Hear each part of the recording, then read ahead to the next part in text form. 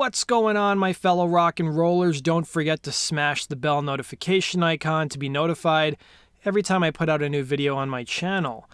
And the other day I was literally watching the news when I came across a headline that was pretty frightening. It was about how China had detected a case of the bubonic plague in Inner Mongolia, and it got me thinking, I really need to tell you guys about the story of Slash, the US government, and a vodka company. So back in the early 90s, Guns N' Roses guitarist Slash would endorse a company called Black Death Vodka. It was hugely controversial at the time, as you'll see in a bit. It was so controversial that the US government stepped in and tried to ban the product from being sold, and Slash had to defend himself in the press. Why did the US government step in? Stay tuned to find out.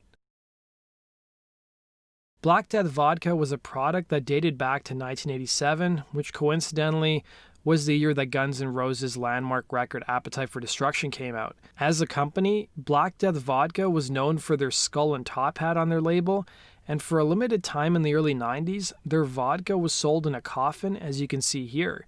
Black Death Vodka, for their part, have won some pretty prestigious awards, including winning gold medals in the wine and spirits competitions in both London and San Francisco, and they would go on to sell more than 120 million bottles and cans in 60 countries by the mid-90s. What set the company apart from their competitors, apart from their marketing, was that Black Death Vodka actually had a political message, with their product speaking about radicalism, inclusivity, as well as freedom of choice, and they would place messages under the bottle caps. You're probably wondering how Slash got involved with the product. Well, it all stems from a 1991 interview that Slash gave to Rolling Stone magazine, when the interviewer asked him about what companies would be endorsing the group's massive Use Your Illusion World Tour, and he said the following: "I'm willing to do it if there's no dumb ads and no dumb commercials. I want to do Black Death Vodka. Axl turned me on to it. I just want Black Death Vodka to call me because I'll sponsor them, just me personally." Following the interview, the guitarist would end up signing what some in the media reported was $1 million endorsement deal, and Slash would appear in magazine ads for the product. Slash could also be seen wearing from time to time a Black Death Vodka t-shirt, and you could also see him playing a black Les Paul with the Black Death sticker on it. Here's a clip of Slash in Europe in the summer of 1992 talking about his endorsement deal. Jack Daniels. It's good. They don't have it here, though. Can't find it anywhere. Because your press manager said that you... Well, I drink this stuff, too, you know. Oh, Black Death. Yeah, I have heard. What about? Can you say something about Black Death? It's vodka. Yeah? And you are one who's... We have an agreement. Agreement? Yeah. Okay. And so I support them, and it's the only vodka that I drink, you know. Let's talk now about how the government got involved. So back in July of 1989, the Bureau of Alcohol, Tobacco, and Firearms, or the ATF, approved Black Death Vodka's label, but 4 months later, the U.S. Congress approved health warnings on alcoholic beverages, and the Bureau backtracked on their original approval. Fast forward to April of 1992, and the ATF would issue a statement to the Associated Press expressing their displeasure with the product, saying, "What's in the bottle is fine, it's what's on the bottle that's questionable." The label, which featured a top-hatted skull, is the same one the department approved in 1989, the article would state, but it would go on to also claim that it's somehow mocking the recently added federal health warning, which warned drivers and pregnant women against consuming it. The ATF also disliked the vodka's coffin-shaped promotional packaging and the Slash for Black Death Vodka print ads that were showing up in Rolling Stone magazine as well as Spin. Even if the label is changed, said the ATF spokesman, Black Death means bubonic plague. I don't think we're going to allow it, period, he'd say.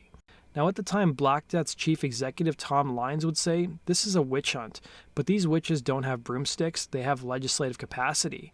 The same week, the Associated Press would report that the federal government was now going to outlaw the product because of misleading advertising, with even the Surgeon General, Antonio Novello, stepping in and pointing the finger directly at Guns N' Roses guitarist Slash, claiming that the company was blatantly appealing to underage drinkers by using the guitarist as its spokesman. Things didn't just stop with the government, though, as different advocacy groups would also tell the Associated Press how they were troubled by the Guns N' Roses guitarist being used as a spokesman, trying to appeal to young people. Here's a clip of Kurt Loder from MTV discussing the controversy. News use Black Death Vodka, the Belgian liquor that recently signed Guns N' Roses guitarist Slash as its celebrity spokesman and immediately incurred the wrath of U.S. Surgeon General Antonio Novello, was ordered this week to change its logo, its motto, and its packaging, or else be banned from the U.S. market. The Federal Bureau of Alcohol, Tobacco, and Firearms had approved the skull and top hat Black Death label in 1989, but suddenly decided that the logo resembled the symbol for poison and so might confuse consumers. Black Death representatives called this a witch hunt, and by week's end, the government had backed off a bit, delaying any final decision on the vodka's fate until mid. If there was one upside for Black Death Vodka, it was that the huge publicity the controversy generated only fueled sale of their product. According to the book called Selling Sin, Black Death Vodka went from selling 5,000 cases a month to 20,000, and the CEO of the company was so delighted with the publicity that they intended to start a Black Death tequila with the same artwork on the front, just with the top hat replaced by a sombrero. In the spring of 1992, Slash would be interviewed on MTV's Rockline and was asked by a caller about the controversy, and Slash would issue the following statement, as you can see here. Slash. Hey. I was asking how you got involved with Black Death Vodka, and did it stem from an interview in Rolling Stone about a year ago? Well, it stemmed from the interview, because I don't remember exactly when the first time I encountered it was, but they read the thing that I said in Rolling Stone about the only company that I would endorse. So I think they called the office or something, and they made sort of like an offer, and we got together and talked about it, and I was like, cool, you know, 3 cases of vodka. Yeah. Cool. So, contrary to what anybody else is saying about me trying to influence teenage America with it, you know, it was just, the whole point was the vodka's great. And Well, what do you think about that? Do you think... I knew it was going to come up, and I hadn't given it much thought, because from where I come from, it's sort of like you make your own decisions. You know, that's how I was brought up. So I didn't really feel like I was constricted by, you know, how I was going to influence, you know, the youth of America or international or whatever. So I just did it, you know, and whatever happens after that, basically, I'm not going to take it that personally, you know. It's something I did. It's not for anybody else to judge me on it, you know. Okay, thanks. Several months after that MTV Rockline interview, Slash would reveal the terms of his deal with the company and push back against the government's accusation that he was trying to influence youngsters, saying he only endorsed the product, as he put it, to just get the vodka. It's good vodka. And Slash would also push back against the Surgeon General, saying she overreacted totally. And he would reveal he agreed to the endorsement deal in return for a little money, some t-shirts, and several cases of the product. In the summer of 1992, Black Death Vodka would end up suing the U.S. government, seeking substantial damages. Sadly, not much was written after the summer of 1992 about the legal battle, but it seemed like the company had disappeared for a little while.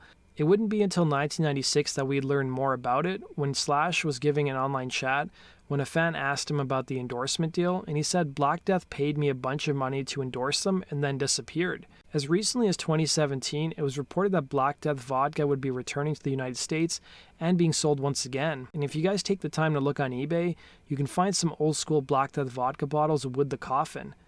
That does it for today's video, guys. Thanks for watching. Be sure to like button and subscribe.